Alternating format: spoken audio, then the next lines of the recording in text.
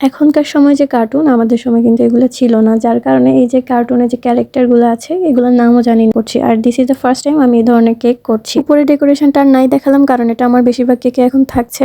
তো এখানে আমি জাস্ট একটু ড্রেস করে দিচ্ছি। আমি প্রথমে বুঝিনি, যেহেতু এটা প্রথম করছি, উল্টা দিক দিয়ে দিয়েছি। এটা আসলে নিচ থেকে যদি দিতাম তাহলে একদম পারফেক্ট হয়ে। নিচে বর্ডারে আমি ছোট স্টার নজেল দিয়ে বর্ডারটা করেছি, আর এটাও সেই 124 যে নজেলটা আছে ওইটা দিয়ে ফুলগুলো করে দিয়েছি। কমন একটা ফুল হয়ে গেছে আমার পেজের। প্লিজ আপনারা একটু নতুন কোনো কিছুতে মানে আমাকে করতে দেন, আমার আর এই ধরনের কাজগুলো করতে একদমই ভালো লাগছে না, মানে একঘেয়েমি চলে আসছে। যাই হোক, এটা উল্টা ড্রেস হইলেও কিন্তু খারাপ লাগছে না, সুন্দরই লাগছে।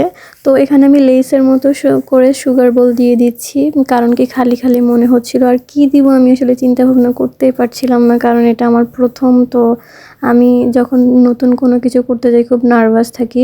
আমি মানে যেই কাজটা খুব ভালো পারি ওই কাজটাও আমার ভুল হয়ে যায়। এটা নন এডিবল ছবি।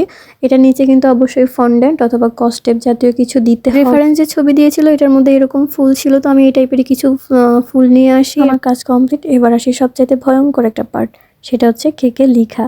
আমি বেশিরভাগ কেকে লিখি না, বোর্ডে লিখি। মানে আসলে আমি ক্লায়েন্টকে জিজ্ঞেস করি আমি কোথায় লিখি। And here is the final look. মাশাআল্লাহ, এটা অনেক বেশি সুন্দর ছিল। আই সুদিং একটা কালার, মানে কালার কম্বিনেশনটাই সুন্দর। আজকে এ পর্যন্ত, ইনশাল্লাহ পরে আরেকটা ভিডিও নিয়ে আসবো। সেই পর্যন্ত সবাই সাথে থাকবেন, ভালো থাকবেন, সুস্থ থাকবেন, আমার জন্য দোয়া করবেন। আল্লাহ হাফেজ।